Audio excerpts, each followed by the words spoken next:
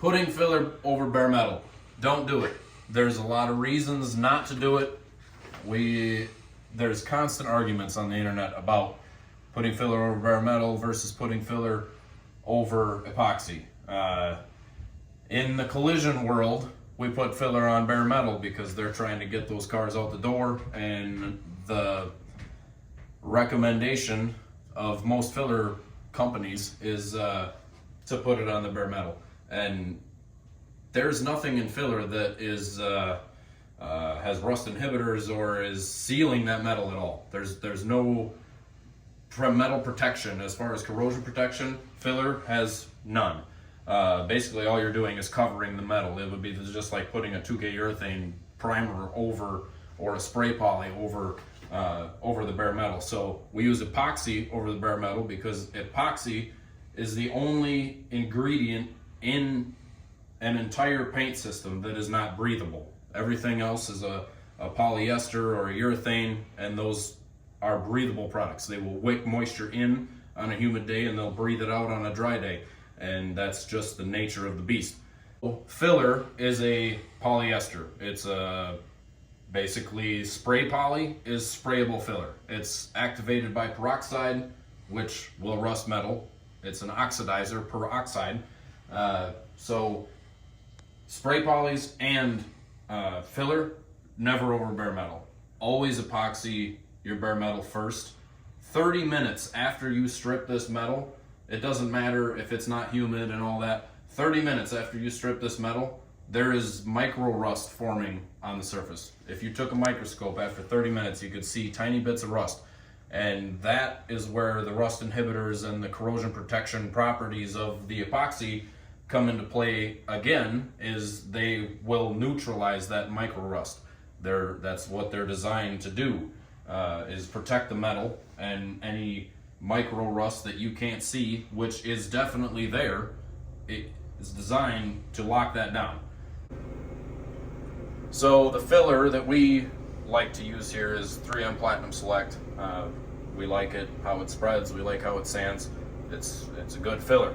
So even if it's a good filler, we're still not putting it over bare metal. If you look at what's in your activator, contains benzoyl peroxide, benzic acid, water, iron oxide, which is literally rust. That is one big reason that we don't put this on bare metal, and that's what really is going to cause rust on bare metal, is your hardener. And it doesn't matter if it's this hardener or this hardener, it's all benzoyl peroxide. That's why they call this BPO hardener. You pull BPO, benzoyl peroxide is the active ingredient. But you've got water, you've got literally rust in your filler activator. So that's one reason why we don't use filler over bare metal. Another reason is, as filler kicks and as it dries, it's going to get hot.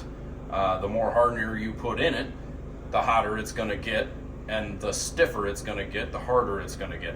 So that's another reason why we have this scale set right here. We weigh all the filler 50-1, uniformity, uniform mixes, everything sands the same, dries at the same rate, expands and contracts at the same rate. So if you are doing a car and you didn't epoxy it and you're putting filler on bare metal, another thing that can happen, depending on the panel temp of the car and the environment really, is as your filler kicks, as it hardens or dries, it gets hot. And the more hardener you have in there, the faster it dries, the faster the reaction, the hotter it'll get. So that's back to weighing filler.